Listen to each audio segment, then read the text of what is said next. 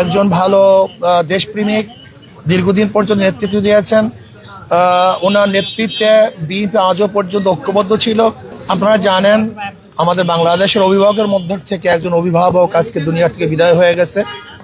আমরা সবাই বলি ইন্না লিল্লাহি ওয়া ইন্না ইলাইহি রাজিউন। আমরা তার রুহের মাগফিরাত কামনা করছি। আল্লাহ পাক তাকে ক্ষমা করে দেন, আল্লাহ পাক তাকে জান্নাতের ব্যবস্থা করে দেন। এবং আমরা আজকে আল্লাহর কাছে এই দোয়া করব, তার শূন্যস্থান যেন তার অধীনস্থ প্রতিনিধি যেন পূরণ করেন। এবং আজকে আমাদের বাংলাদেশের মানুষ শোকাহত। একজন ভালো দেশপ্রেমিক, দীর্ঘদিন পর্যন্ত নেতৃত্ব দিয়েছেন। ওনার নেতৃত্বে বিএনপি আজও পর্যন্ত ঐক্যবদ্ধ ছিল। আমরা আশা করি ইনশাআল্লাহ হয়তোবা আরেকজন দেশপ্রেমিক দ্বারা আল্লাহ পাক রব্বুল আলামিন তার বাকি কাজগুলিকে সম্পূর্ণ করার ব্যবস্থা করবেন।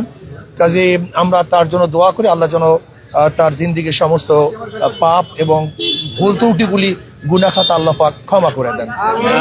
আল্লাহ আমাদের সবাইকে মাফ করে দেন। আসসালামু আলাইকুম ওয়া রাহমাতুল্লাহ।